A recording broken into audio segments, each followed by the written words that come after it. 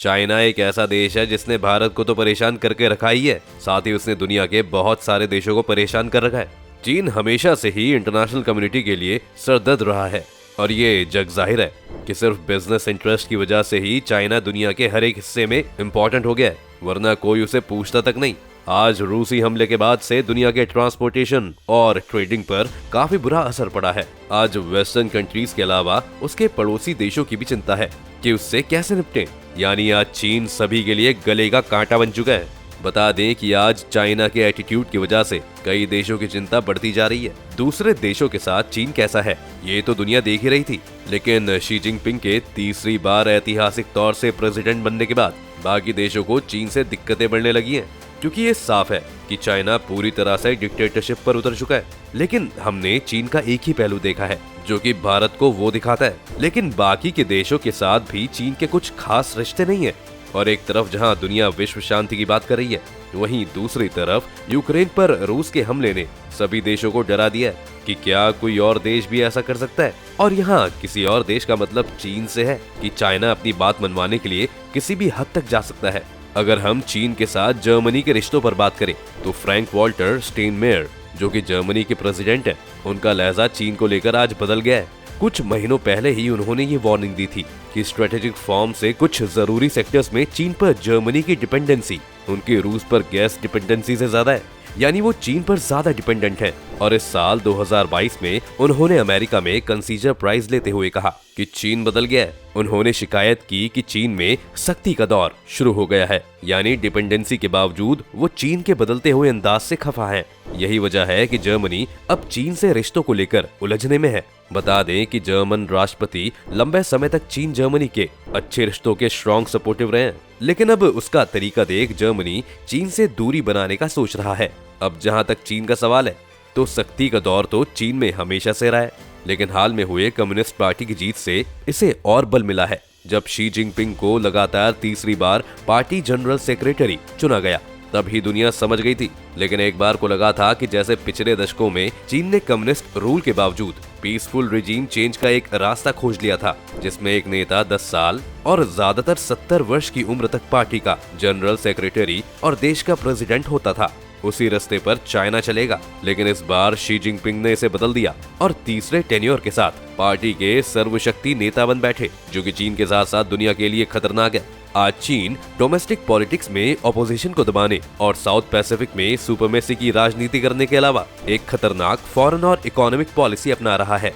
दरअसल आज चीन खुद को दुनिया से आजाद और दुनिया को चीन पर डिपेंडेंट करने की पॉलिसी अपना रहा है। अब सारे देश चीन पर निर्भरता को बैलेंस करने की कोशिश में लगे हुए हैं, लेकिन चीन से ट्रेडिंग की एक तरफा डिपेंडेंसी को घटाना किसी भी देश की सरकार के लिए बड़ी चुनौती है, क्योंकि अपने कारोबार में बाधा डाले बिना चीन से इंपोर्ट और वहां से मिलने वाले कच्चे माल पर डिपेंडेंसी कम करना आसान नहीं है। बता दें कि यूरोपियन यूनियन ने 3 साल पहले ही चीन को पार्टनर, कॉम्पिटिटर और सिस्टमैटिक ओपोनेंट बताया था, लेकिन ऐसा नहीं दिखता, क्योंकि हमेशा से ही चीन इंटरनेशनल सिस्टम को अपने इंटरेस्ट के हिसाब से मोल्ड करते आया है और इंटरनेशनल लॉस का हनन कर रहा है। अगर आप इसे एक एग्जाम्पल से समझें तो आपके सामने इस सिलसिले में साउथ चाइना सी में चीन के दावों और ताइवान विवाद है ही। अब जो देश चीन से बड़ी क्वांटिटी में इंपोर्ट एक्सपोर्ट करते हैं वो चीन के विशाल बाजार को नजरअंदाज नहीं कर सकते। वहीं दूसरी तरफ सारे देश रूस पर जितना डिपेंडेंट थे और वॉर की वजह से जैसे उन्हें नुकसान झेलना पड़ा, उसे देखते हुए वो किसी भी देश पर निर्भरता के फंदे में नहीं फंसना चाहते हैं। अब क्योंकि इंडस्ट्री और बिजनेस के लिए राजनीति जरूरी नहीं है और ऐसे में बिजनेस के लिए चीन प्रोडक्शन की सस्ती जगह और 140 करोड़ लोगों का मार्केट है, तो इसे बाकी देश इग्नोर भी नहीं कर सकते। अब भारत और चीन के रिश्ते तो खुली किताब की तरह दुनिया के सामने हैं, लेकिन लगभग दुनिया के सारे पावरफुल देश भी चाइना पर डिपेंडेंट है। ये देखने वाली बात है। इसे कुछ आंकड़ों के जरिए समझते हैं। साल 2021 में जर्मनी ने चीन को 104 अरब यूरो का माल बेचा, तो उसने वहां से 143 अरब यूरो का इंपोर्ट भी किया। अब यही अमेरिका को देखें तो अमेरिका ने लगभग 72 अरब यूरो का इंपोर्ट और 122 अरब यूरो का एक्सपोर्ट किया है। वहीं भारत की बात करें तो भारत चाइना से करीब 97.5 बिलियन डॉलर का इंपोर्ट और लगभग 28.1 अरब डॉलर का एक्सपोर्ट किया है। अब तो आप समझ ही गए होंगे कि चाइना कितना बड़ा बाजार है। अब अगर भारत और चीन के रिश्तों को देखें तो चाइना के साथ भारत की एक दिक्कत ये भी है कि एक तरफ दोनों देश बॉर्डर वाले इलाकों में सुपरमेसी के लिए ओपोनेंट हैं, तो वहीं दूसरी तरफ कारोबार के मामले में भारत चीन की बराबरी करना चाहता है। लेकिन हम जमीनी तौर पर आंकड़ों को देखें तो भारत उस लक्ष्य से बहुत ही दूर दिखता है। अब जर्मनी और भारत की इकोनॉमी में बड़ी समानता ये है कि दोनों की इकोनॉमी चीन पर डिपेंडेंट है।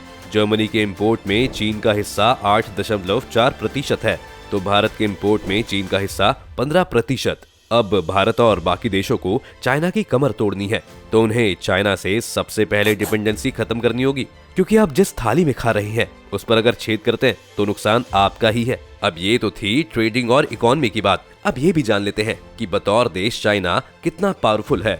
आपको जानकर हैरानी होगी कि चीन जैसे देश को अमेरिका ने, जो कि खुद को सुपर पावर कहता है, अपने लिए सबसे बड़ी चुनौती बताया था। अब ये चुनौती कितनी बड़ी है, इसका अंदाजा आपको चीन की आर्मी और डिफेंस कैपेबिलिटीज को समझने पर हो जाएगा। कितनी पावर है चाइना के पास जिसके बल पर वो मनमानी करते हैं, आइए आपको बताएं।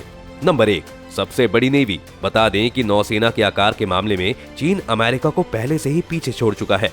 आज चीन के पास करीब 348 बैटलशिप्स हैं, जबकि यहीं अमेरिका के पास 296 बैटलशिप्स हैं। इतना ही नहीं, इसी साल यानी कि 2022 जून में चाइना ने फुजियान टाइप 3 एयरक्राफ्ट कैरियर उतारा था, जो उसका तीसरा एयरक्राफ्ट कैरियर है। और खास बात यह है कि ये जहाज उसके इंजीनियरों ने खुद बनाया है।